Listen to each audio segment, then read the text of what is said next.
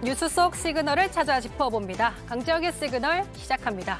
오늘의 시그널, 하버드가 또 오늘은 퀴즈로 시작하겠습니다. 총 3문제인데요. 유튜브를 보고 계신 분들 댓글로 함께 참여해 주시죠.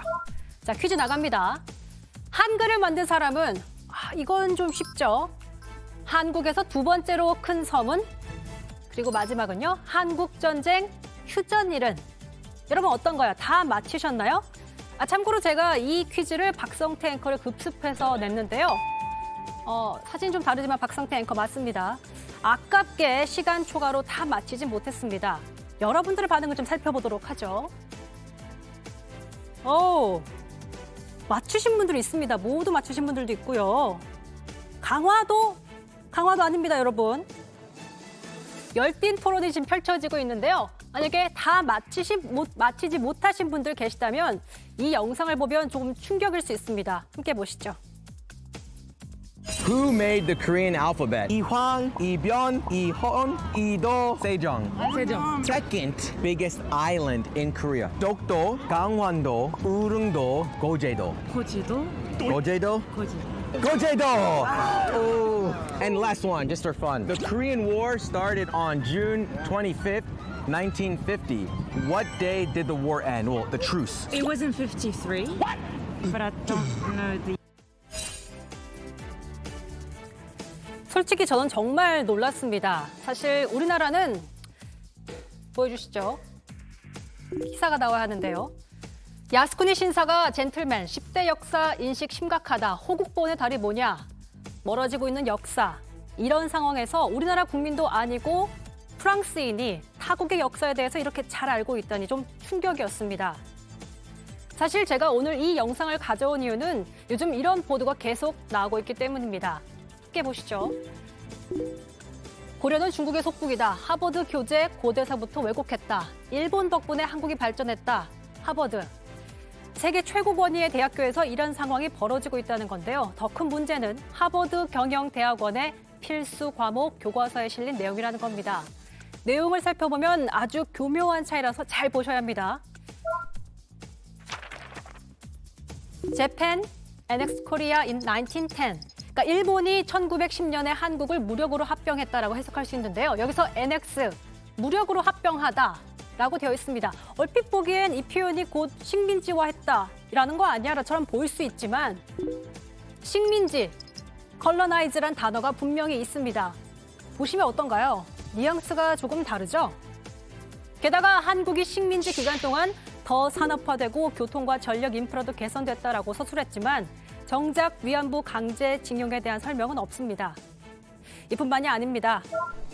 고대 한국사에서 발해에 대한 서술도 없고요. 역사적 근거도 없이 고려를 중국의 조공을 바치는 속국으로 묘사했습니다. 우리나라의 역사를 폄하하거나 낮춰보는 시각이 여실히 드러나는 건데요. 하지만 하버드대에서 발생한 역사 왜곡, 이번이 처음이 아닙니다. 기억하시죠? 지난해 미국 하버드대 램지어 교수가 일본군 위안부 피해자를 매춘부로 규정한 논술을 학술지에 게재 논란이 있었습니다. 당시 우리나라 정치권과 세계 학계가 비판했지만 램지어 교수는 올해도 위안부 강제징용설은 사기다 이런 발언을 했습니다. 이런 반복되는 하버드 대학의 역사 왜곡에 정치권에서 더 이상 방치하면 안 된다는 주장이 나오고 있는데요. 페이스북에 이런 글을 올린 의원이 있습니다. 일제강점기 역사 왜곡, 외교부는 뭘 하고 있습니까? 국회 외통위 이원욱 의원의 말을 잠깐 듣고 오시죠. 정부나 국회가 아주 특별한 대응을 강구하지 못하고 있습니다. 보다 더 치밀하고 다각도로 모든 것을 검토하고 민주당에도 이와 관련된 대응팀을 만들 것을 우리 당 지도부에 건의해서 외교부에서는 그릇된 인식을 바로잡기 위해서 공공 외교 분야에서 다각도로 노력을 기울이고 있다라는 원론적인 답변을 하고 있습니다.